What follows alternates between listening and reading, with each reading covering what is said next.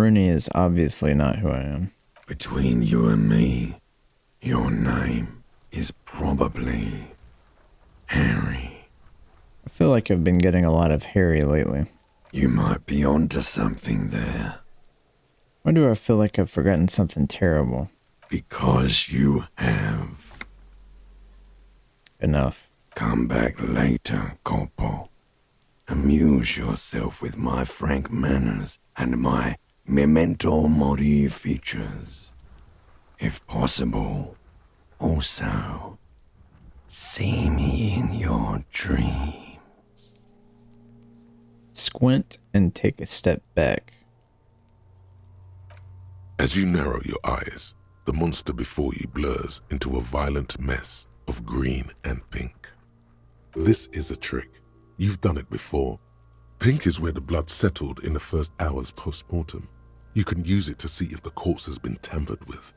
Does his position at the time of death match the discoloration?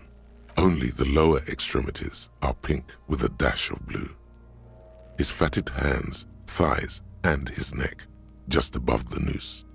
The rest of the corpse appears dark green in the cold spring air. His face and hands are pink. Eyes too. I see it. His neck too. The lividity goes right up his chin. We have good, well-pronounced discoloration here. Lecture eyes. The monster comes back into focus, an explosion of color, coursing with dark marbled veins. His stomach appears pregnant with something. Black liquid streams down his thigh and onto his boot. So, what do you think?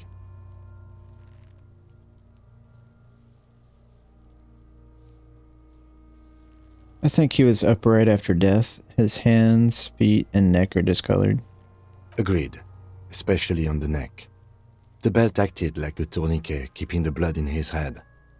The hypostasis supports a hanging. Could it still be he was moved after death? There's always a chance. We should check for ligament marks on his neck to see if they're in tune with the belt. We'll have to get him down first. Cover your nose. Something is coming out of him.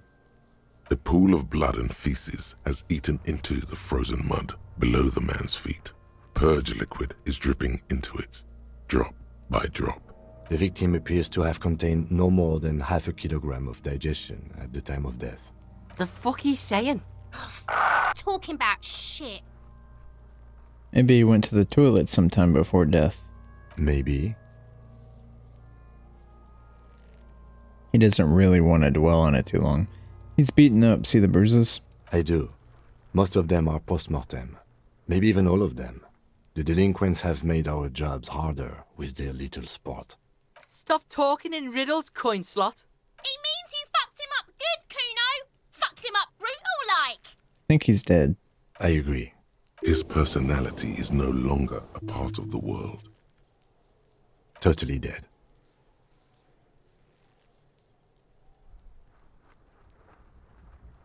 The world no longer stores his personality and its composition. There was a time for that, and it ended 7 days ago. That sounds about right, yes. Back off and catch your breath. But there is no breath to catch.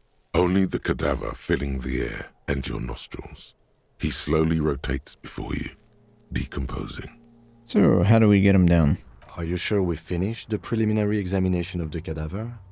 We might miss some of these things once he's done. Step back and have another look first. The cadaver slowly twists on the cargo belt, his torso covered in tattoos, and extremities blotched pink and blue. Let's leave for now. How much time do we have left on this? 50 more minutes. I think these blue circles are tied to that thought process I'm waiting on.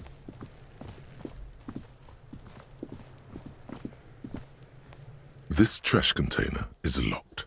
The sliding lid has a padlock that says, "Whirling in rags." There's something in there, not necessarily connected to the case, but still. Why am I looking at you, trash container? You're just a trash container. Well, it is a container. Maybe you're prioritizing it. Lieutenant, what do you think could be in there? Trash, Food waste from the cafeteria? They lock these containers to keep the derelicts from flocking in. Could be evidence too. Yes, I feel like there's something in there. What do you mean, feel? It's just a hunch. Maybe someone threw something in there. Mm-hmm. How do we get the lock open? We could try using a pry bar. The one you took from my motor carriage, or Lieutenant? Or we could ask for a key from the manager of the Whirling in Rags. He probably has one. He might also have information. This is better than the pry bar idea.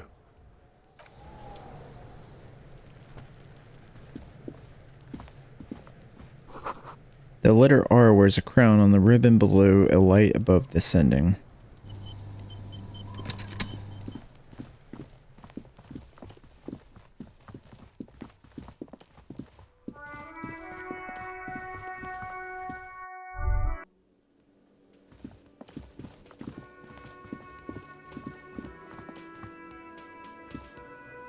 Can I help you? Is the trash container out back yours? Mine? No, it belongs to the Whirling in Rags. Thank you for clearing that up. Why do you keep the container locked? Why? To keep the hobos and drunks out. That's why. And the neighbors too. They put their trash there and they don't pay for the garbage company. I thought as much. And are you the only party with access to the trash container? Well, yes. Us and the garbage disposal company. It seems a little callous, doesn't it? Something stirs in you. I wonder what this feeling is. Prod at him and find out. We need those keys. What do you need them for? It concerns the case. Please cooperate. Just bring them back once you're done, please. Goodbye.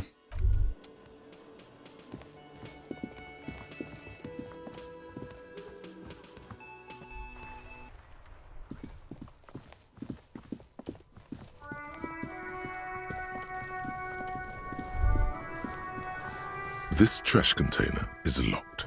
The sliding lid has a padlock that says, Whirling in Rags. Open the padlock with a key. With a well-oiled crack, the lock pops open. It should now be possible to simply raise the lid. Don't. Maybe you shouldn't. Didn't I just have a premonition that there's something in there? There is, but you won't like it. Sweat forms on your brow. Your hand is still on the lid. Open the lid. The smell of rotten food rises to greet you. You see soggy cartons, dirty rags, and organic waste. We're just in time. This hasn't been emptied for over a week. Look under the boxes of carton. You see milk and egg rest with one broken egg in it. Some pasta wrapper. Picking up the soggy packages somehow feels familiar. A box falls into pieces in your hands. Batiste Soleil cereal. There are plastic pasta packages below, and turbo noodles. Nothing of note, however. Pick at the rags. Among the threadbare kitchen towels, something catches your eye. A pair of denim trousers. Grab them. As the legs of the slime-covered jeans begin to unspool from the garbage, a rank corpse smell fills the air. The victim's clothes? Cadaverine odor is faint. If these belong to the deceased, they were removed when he was still in the early stages of decay. Drop them in here, officer. Lieutenant produces a black plastic bag marked evidence from his pocket. Bag the trousers. Guitar marked blue jeans. Pockets empty or emptied. He wore them with a belt, too. A white belt. The loops appear stretched, but He looks into the container. the belt is missing. That's it. Do you see anything else in there? I have another bag here. Something slimy catches your eye. Reach for it. A drab, long-sleeved shirt, olive-colored, appears from the food waste, dripping with pus. Bag the shirt. This is a military-type overgarment. No label or serial number. This is the kind of rib-knit shirt that's worn over light armor to conceal it in an urban scenario. Anything more? The rest of the rags are just kitchen variety waste. A yellow old mug that catches your eye. But other than that, Thrown out towel, a mug, that's all. All right. We should go to Gart again and ask if he knows who put the clothes in the trash. It could be as simple as someone from the hostel cleaning the yard. Or that one. I'd advise against confronting that force. You think someone from the Whirling might have been involved, maybe? Not really. All we know is the victim's clothes are in the trash, the lid was locked, and his establishment had the key. It's just a small loose thread. Yeah, we need to ask the kids who put them there. The fuck's he on about? Kids? You hear that, Kuno? He thinks you're an infant or something. See? Okay, proceed. The lieutenant nods, then looks back into the trash container. Search the food waste. It's just organic waste, cold and slimy on your hands. Apple and potato peels mostly. Unidentified sludge, and the occasional chicken bone thrown in for good measure. But hey, nothing. It's nothing. Nothing more to see here. What's this? What? A blue piece of plastic sticks out from the apple peels. It's shiny. Looks like the corner of something. Pick it out. Something larger. A clipboard. A blue plastic clipboard with moist papers hanging from it. They look badly damaged, but you can still make out forms and notes, written in a man's handwriting. Officer, is that your paperwork? I don't know what this is. It is. Look, the plastic has the RCM street grid on it. You've even got an autopsy form in there. Miserable looking slip of paper sticks to the board. If you don't mind me asking, how did this get in the trash? Someone from the Whirling threw it in the trash. I don't know, I'm boring. Boring. Try dangerous. You should do a thorough inventory of that. Be sure some has not fallen into the hands of the RCM's enemies, organized crime or worse. Official notes sometimes contain informants' names, even undercover operatives. Okay, I'll do that. It would also not hurt to start taking notes on the case. Now, tell me what your eagle eyes see. Or are we finished? The mug, I'm getting that mug too. You pick out a broken mug with an oddly racist depiction of the yellow man frolicking in saffron, An antique? only in its social sensibility. Take the mug. Mm-hmm. Close the lid. The container sounds a muffled gong. That's one thing off the list. I think we got it all.